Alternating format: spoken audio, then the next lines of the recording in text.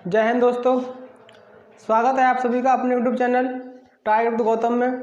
दोस्तों, हम लोग आज बातचीत करेंगे जो पुष्यभूति वंश है। तो पुष्यभूति वंश के बारे में आज हम लोग समझेंगे कि किस तरह से पुष्यभूति वंश का उदय हुआ और उधर गुप्त वंश का पतन हुआ। तो उस समय जैसे गुप्त वंश का पतन हुआ तो गुप्त वंश के पतन के साथ साथ जो मध्य एशिया से विदेशी आए थे जिनको हम ह्यूड़ कहते थे, तो ह्यूड़ आए थे। उधर ह्यूड़ों का आक्रमण चल रहा था गुप्त वंश पर और गुप्त साम्राज्य धीरे धीरे और गुप्त साम्राज्य का पतन हो गया।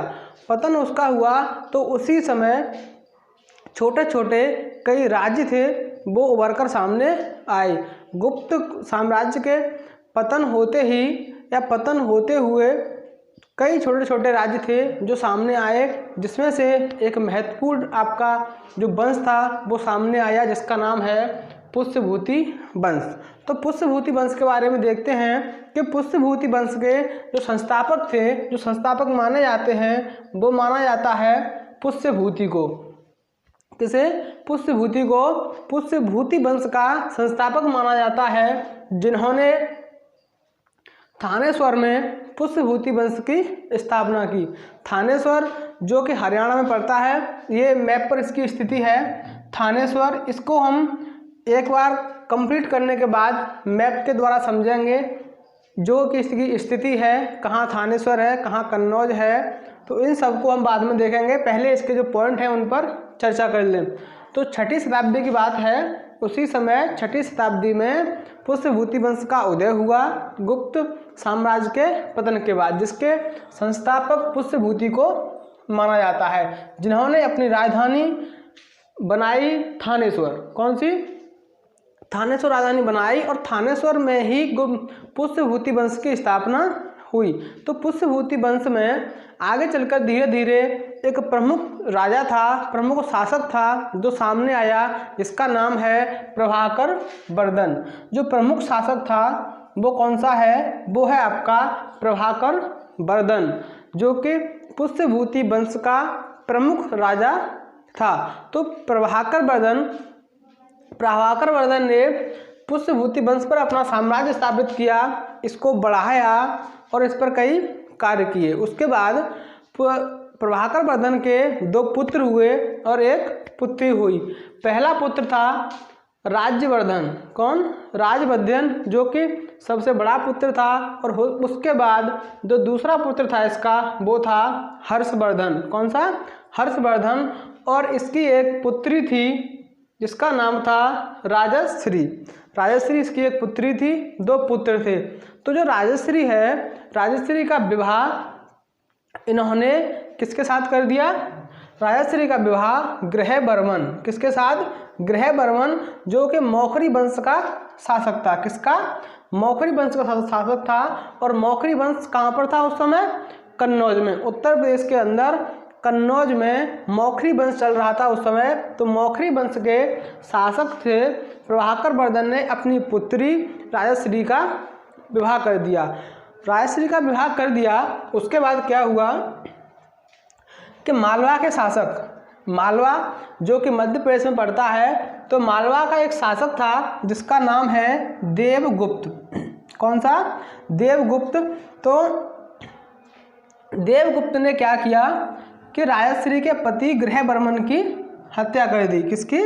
राजश्री, जो कि प्रभाकर वर्धन ने अपनी पुत्री का विवाह किसके साथ किया था? ग्रहवर्मन के साथ। और ग्रहवर्मन की हत्या मालवा के शासक देवगुप्त ने कर दी। अच्छा, इसकी हत्या हुई, जैसे ही ग्रहवर्मन की हत्या हुई तो राजश्री को बंदी बना लिया गया। क्या? राजश्री को बंदी बना लिया गया। तो इस चीज़ की खबर किसको मिली? राजश्री के बड़े भाई को। किसको? राजश्री के बड़े भाई राज्यवर्धन को इसकी जानकारी मिली, क्योंकि राज्यवर्धन सबसे बड़ा पुत्र था और ये उस समय शासन कर रहा था। राज्यवर्धन गद्दी पर स्थापित था। तो राज्यवर्धन ने अपनी बहनोई और बहन का बदला लेने के लिए, उसके बहनों को ख़त्म कर दिया गया ग्रहवर्मन को, तो उसका बदला कर लेने के लिए राज्यवर्मन ने क्या किया कि किसको?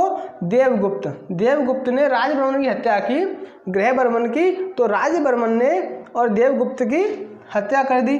अब देखिए, जैसे ही देवगुप्त की हत्या की राजवर्धन ने, तो उस समय जो देवगुप्त का एक साथी था, एक दोस्त था, जो कि कहाँ का? बंगाल का शासक था शशांक। कौन? शशांक। तो शशांक ने राजवर्धन की हत्या कर दी और राजवर्धन को शशांक ने मार दिया। यानी कि धोखे से जैसे ही राजवर्धन ने देवगुप्त की हत्या की, तो उसके बदले में शशांक ने राजवर्धन की हत्या कर दी। इतनी हत्याएं होने के बाद उसके बाद में अब बारी आती है किसकी? हर्षवर्धन की। किसकी? हर्षवर्धन की। तो उसके बाद फिर 16 वर्ष की आयु में हर्षवर्धन गद्दी पर बैठा 606 ईस्वी में।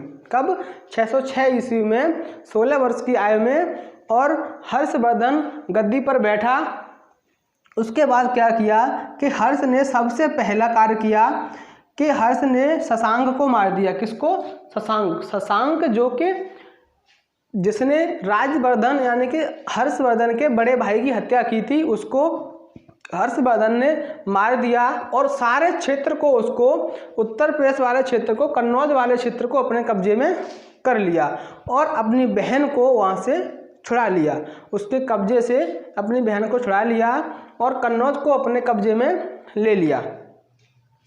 कन्नौज को घेरने के बाद उसने अपनी बहन को छुड़ा लिया, कन्नौज पर कब्जा किया और अपनी बहन को अपने कब्जे में ले लिया। उसके बाद उसने क्या किया कि कन्नौज ने राजधानी बनाई। कौन सी? कन्नौज। हर्ष ने कन्नौज को राजधानी बनाया और उसके बाद जो ह्वेनसांग था, विदेशी यात्री जो ह्वेनसांग था, वो हर्षवर्धन के काल में भारत आया। उसके बाद प्रियदर्शनी, नागानंद और रत्नावली, ये कुछ महत्वपूर्ण नाटक हैं। किसके? हर्षवर्धन के ये कुछ महत्वपूर्ण नाटक हैं। हर्ष ने विभिन्न धर्मों के लिए एक विशाल सभा का आयोजन करवाता था, क्योंकि जो विभिन्न धर्म के लोग हैं वो ये ना समझें कि जो राजा है वो किसी और धर्म को मानता है और प्रजा को अपना अपना धर्म मानने के लिए विवश कर रहा है। ये चीज़ न हो, इसके लिए उसने प्रत्येक उसके व्यक्ति को वह एक सभा आयोजित करवाता था और सभा में सभी धर्म के जो लोग थे वो बुलाता था। इस चीज़ की जो जानकारी है, जो इसके स्रोत हैं हर्षवर्धन के, तो पहले थोड़ा हर्षवर्धन के बारे में देखिए कि शशांक को मार दिया इसने अपनी एक सेना बनाई जिसमें 60,000 हाथी और 1 लाख घुड़सवार थे। उसके बाद अपनी बहन को छुड़ाया, शशांक की हत्या की और कन्नौज को अपने कब्जे में कर लिया। इस चीज़ के जो साक्ष्य हैं, जो जानकारी है, जो स्रोत हैं, वो हमको मिलते हैं। तो सबसे अच्छा जो स्रोत हमको मिलता है, सबसे अधिक हमको जानकारी मिलती है, वो कहाँ से मिलती है? वो मिलती है हमें बाणभट्ट की जो ग्रंथ हैं, हर्षचरित रचना है, हर्षचरित और कादम्बरी। बाणभट्ट की जो रचना है हर्षचरित और कादम्बरी, इनसे हमको साक्ष्य मिलते हैं। और उसके बाद पुस्तक है कल्हड़ की, जिसका नाम है राजतरंगिणी। ऐसे यहाँ से क्वेश्चन ऐसे भी पूछता है कि हर्षचरित्र किसकी रचना है, इस तरह से भी क्वेश्चन उठा लेता है, या फिर राजतरंगिणी किसकी पुस्तक है, इस तरह से एग्जामिनर क्वेश्चन को रिपीट करता है। तो उसके बाद एक पुलकेशिन द्वितीय था, पुलकेशिन द्वितीय, इसने एक अभिलेख का निर्माण करवाया था जिसका नाम है ऐहोल अभिलेख। कौन सा? ऐहोल अभिलेख का निर्माण पुलकेशिन द्वितीय ने करवाया था। तो इससे भी हमको हर्षवर्धन के बारे में जानकारी मिलती है। उसके बाद जो ह्वेनसांग, कौन? ह्वेनसांग जो विदेशी यात्री था जो कि भारत आया हर्षवर्धन के समय, तो इसने एक अपना पुस्तक लिखी जिसका नाम है सीयू की। कौन? सीयू की जो पुस्तक थी ह्वेनसांग की, इससे भी हमको हर्षवर्धन के बारे में जानकारी मिलती है। अब आप देखिए कि ये जो आप यहाँ कंफ्यूज हो रहे होंगे कि किसने किसको मारा, किसने किसको मारा। इसको 2 मिनट आप थोड़ा मैप पर समझें कि कैसे किसने किसको मारा। तो देखिए आप, ये है आपका थानेश्वर। कौन है? थानेश्वर। और थानेश्वर में ही किसकी? पुष्यभूति वंश की स्थापना हुई थी, जो कि प्रभाकर वर्धन ने की थी। किसने? प्रभाकर वर्धन ने की थी। अच्छा, उसके बाद प्रभाकर वर्धन के 2 पुत्र और 1 पुत्री हुई, जिसका विवाह उसने मौखरी वंश के शासक, किससे? मौखरी वंश का जो शासक था कन्नौज में, ग्रहवर्मन। कौन?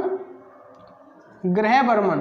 तो ग्रहवर्मन के साथ इसने अपनी पुत्री का विवाह कर दिया। तो यहाँ से संबंध इनके अटैच हो गए, यानी कि हरियाणा संबंध उत्तर प्रदेश और बिहार में पहुंच गए कि प्रभाकर वर्धन ने अपनी पुत्री का विवाह ग्रहवर्मन के साथ कर दिया।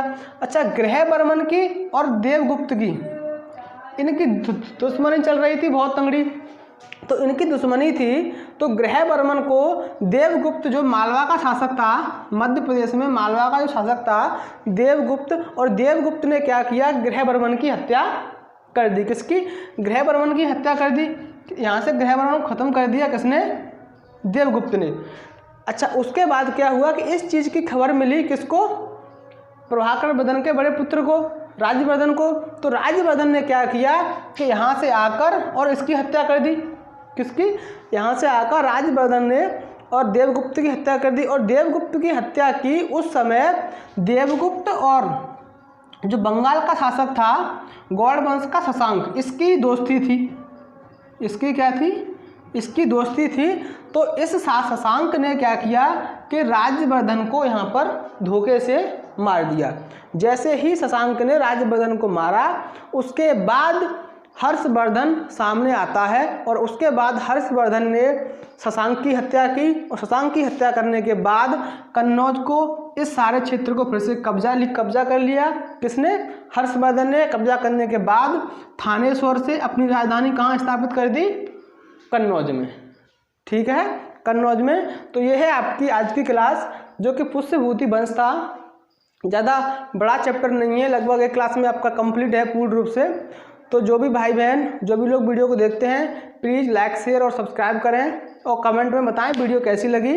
मिलते हैं नेक्स्ट क्लास में। All the best. Thank you so much.